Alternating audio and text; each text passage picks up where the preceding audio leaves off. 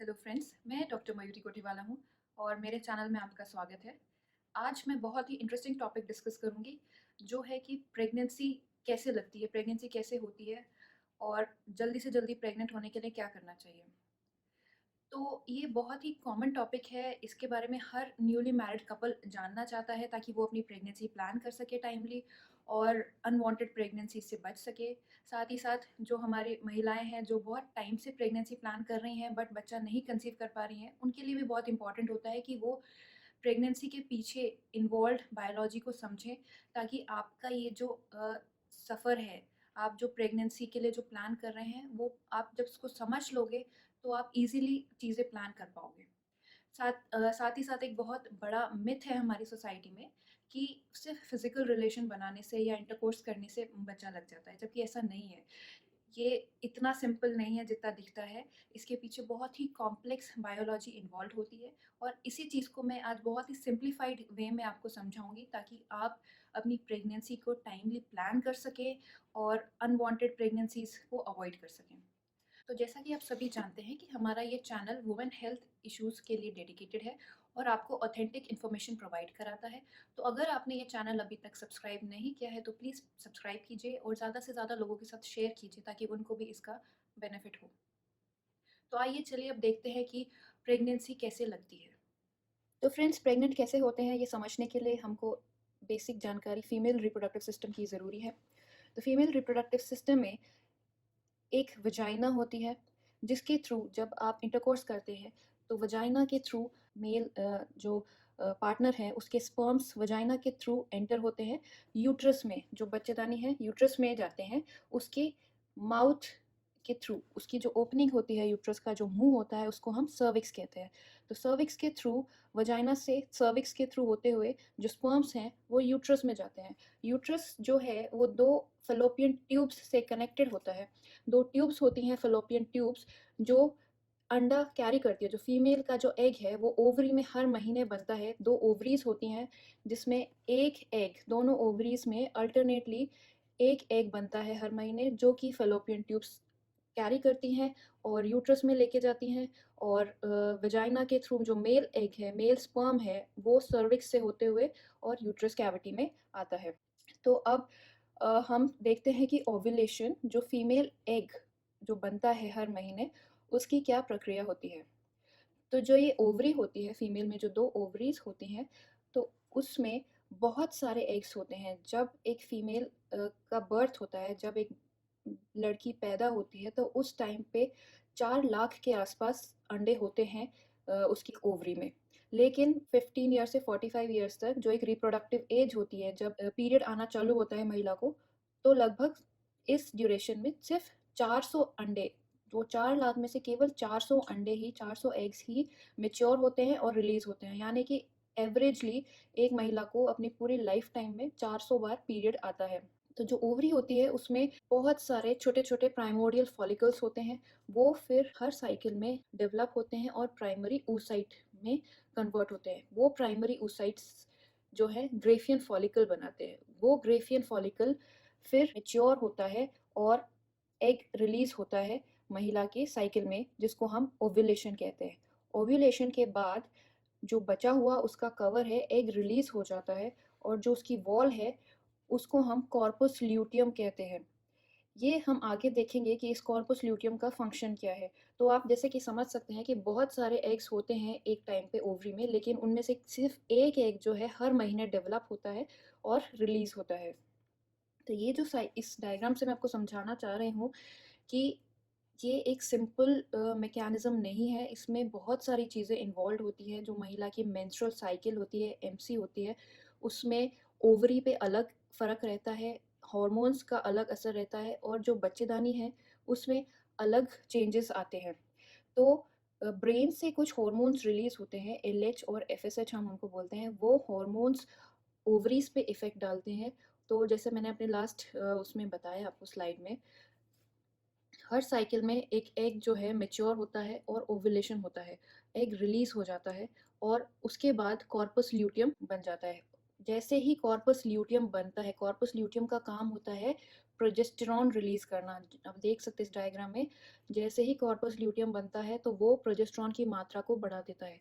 तो प्रोजेस्टेरॉन, ये corpus luteum progesterone जब रिलीज़ करता है तो ये इसलिए रिलीज़ करता है ताकि इस टाइम पे अगर महिला, जैसे एग रिलीज़ हुआ उसके बाद अगर प्रेग्नेंट हो जाए तो ये हार्मोन प्रेगनेंसी को सपोर्ट कर सके।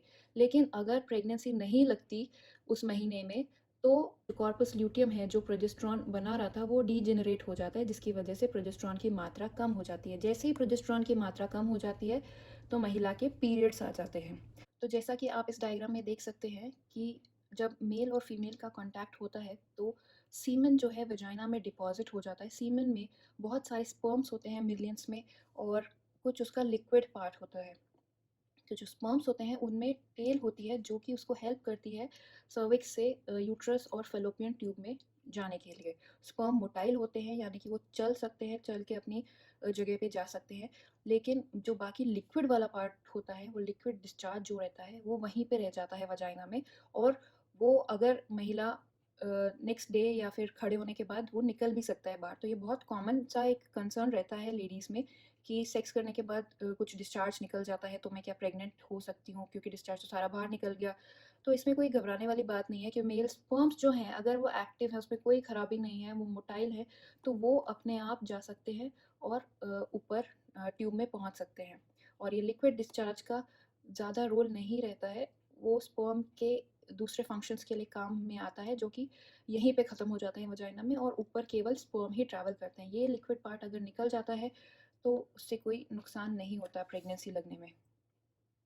तो बहुत सारे स्पर्म्स जो हैं एक साथ एक एग को फर्टिलाइज करने के लिए ट्रैवल करते हैं, लेकिन उनमें से केवल एक स्पर्म ऐसा होता है जो इस चीज़ की कैपेसिटी रखता है। केवल एक स्पर्म फीमेल के एग को फर्टिलाइज कर सकता है। जैसे ही जो मेल का स्पर्म है, जो एक स्पर्म अगर एंटर कर जाता है फीमेल के एग में, तो वो एक मोटी परत बना देता है उस एग के चारों तरफ, जिससे कि बाकी जो स्पर्म्स हैं वो अंदर ना घुस पाए। तो एक स्पर्म ही एक एग को फर्टिलाइज करता है एक बार में। तो जैसा इस डायग्राम में देख सकते हैं कि मेल स्पर्म में एक हेड होता है और एक टेल होती है, तो ये टेल उसकी मोटिलिटी प्रोवाइड कराती है, और एक ही स्पर्म एक एग को एक टाइम पे फर्टिलाइज करता है। तो यदि आप देख सकते हैं इस ओवरी में जैसे बहुत सारे एग्स डेवलप हो रहे हैं एक टाइम पे, एक एग जो है रिलीज हो गया और वो ट्यूब में आ गया। ट्यूब में जो है हमेशा कॉन्ट्रैक्शंस चलते रहते हैं। जैसे ही एग रिलीज होता है तो वो उसको इस तरीके से ऊपर अपने अंदर खींच लेती हैं।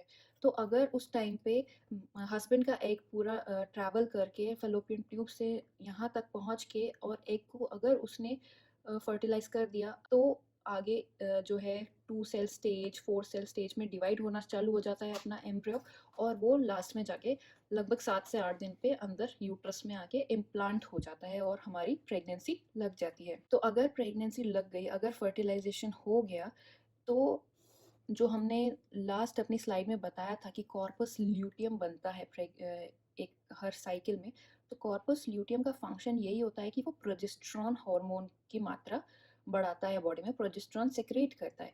तो ये प्रोजेस्टेरॉन हार्मोन ज़रूरी रहता है हमारी प्रेगनेंसी को सपोर्ट करने के लिए, क्योंकि शुरुआती दिनों में अपने जो एम्ब्रियो है वो कोई हार्मोन्स सेक्रेट नहीं कर सकता जब तक कि अवलनाल नहीं बन जाती, प्लेसेंटा नहीं बन जाता, तब तक वो हॉर्मोन्स नहीं बनाता।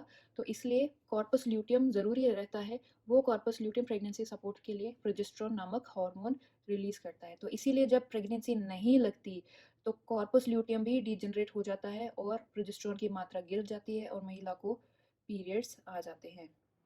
तो फ्रेंड्स, हमने इस वीडियो में देखा कि कैसे केवल एक एग हर महीने, एक ओवरी में से एक एग कैसे मैच्योर होता है और वो डेवलप होता है, रिलीज़ हो जाता है, और अगर उसी टाइम पे मेल पार्टनर के स्पर्म से उसका कांटेक्ट हो जाता है तो फर्टिलाइजेशन पॉसिबल होता है। लेकिन अगर उस टाइम पे कांटेक्ट नहीं होता तो फिर नेक्स्ट अपना मेंस्ट्रुअल साइकिल या मेंसेस पीरियड्स आ जाते हैं।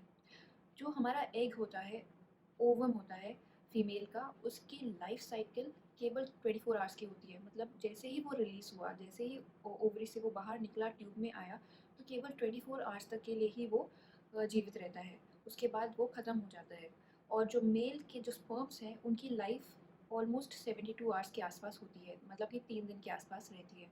तो इसीलिए हम लोग एडवाइस करते हैं कि आप ओव्यूलेशन के टाइम पे, मतलब कि जब महिला का एग रिलीज़ होता है, उस टाइम पे अगर आप कॉन्टैक्ट बनाएंगे तो प्रेगनेंसी लगने के चांसेस ज़्यादा रहते हैं।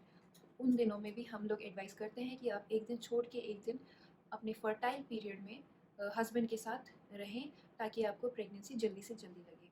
तो ये ओव्यूलेशन कैसे पता लगाएं कि ओव्यूलेशन कब हो रहा है, या फिर आपका फर्टाइल पीरियड क्या है? ये जो है फर्टाइल पीरियड और ओव्यूलेशन फिक्स्ड नहीं होता कभी भी। दो महिलाओं में या फिर इवन आप में खुद में, अकेले एक महिला में भी पीरियड्स के अकॉर्डिंग वेरी करता रहता है, अलग अलग हो सकता है। ऐसा नहीं है कि फिक्स्ड रहता है कि ये 14वें दिन पे ही होगा। ये बहुत बड़ा मिथ है, मिसकंसेप्शन है कि सबका ओव्यूलेशन 14वें दिन पे होता है तो उसके आसपास हस्बैंड के साथ रहेंगे। ऐसा नहीं है। ओव्यूलेशन आपकी साइकिल की लेंथ पे डिपेंड करता है।